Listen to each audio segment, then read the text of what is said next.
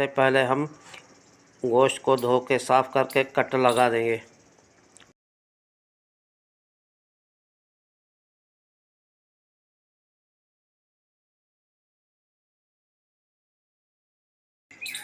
इसकी चर्बी या जो कुछ है इसका हटाना नहीं है, बहुत ही मज़ेदार होता है।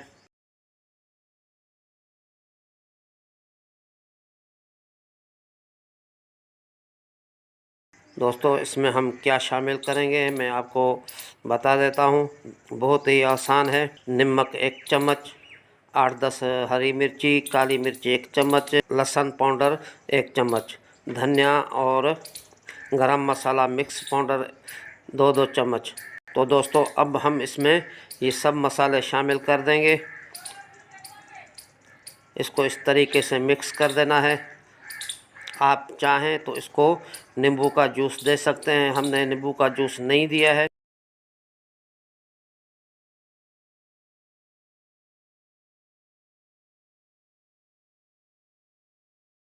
इसको मिक्स करके मैश करके हम 2 घंटे के लिए हम इसको ढाँप कर रख देंगे।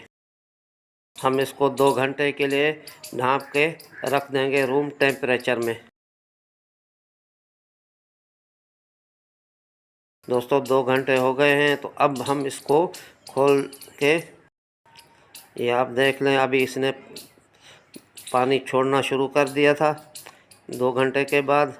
अब हम एक पतीला लेंगे, ये आप देख लें, अब इसमें हमने जाली रख दी है। इसको आटे की मदद से हम इसके किनारे बंद कर देंगे ताकि हीट बाहर नहीं जाए। अब हम इसमें इसको इस तरीके से ही रख देंगे बंद करके फाइल पेपर में। तकरीबन 1 घंटे तक हम इस तरीके से पका लेंगे। अब दोस्तों हमने चूल्हा गरम कर दिया है, अब हम इसको फुल फ्लेम पे चढ़ा देंगे। दोस्तों अब पतीला गरम हो गया, फुल गरम हो गया। हम दोस्तों गैस चली गई है, तो अब हमने इसको लकड़ी के चूल्हे पे चढ़ा दिया है। तकरीबन ये 2 घंटे तक हम इसको, ये आप देख लें दोस्तों, अब हमने इसको फ्राई के लिए खोल दिया है।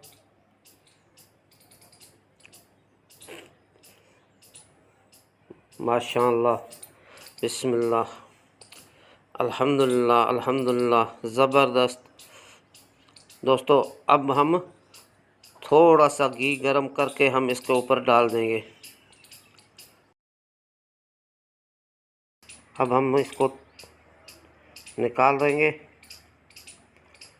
तो दोस्तों बहुत ही ज़बरदस्त और बहुत ही, ये आप देख लें दोस्तों, बिल्कुल नरम मुलायम हो गया है। तो दोस्तों मेरी गुजारिश है कि मेरे चैनल को सब्सक्राइब कर देना और बेल आइकन को दबा देना और दोस्तों में शेयर कर देना ताकि मेरी आने वाली हर वीडियो आप तक पहुंच सके।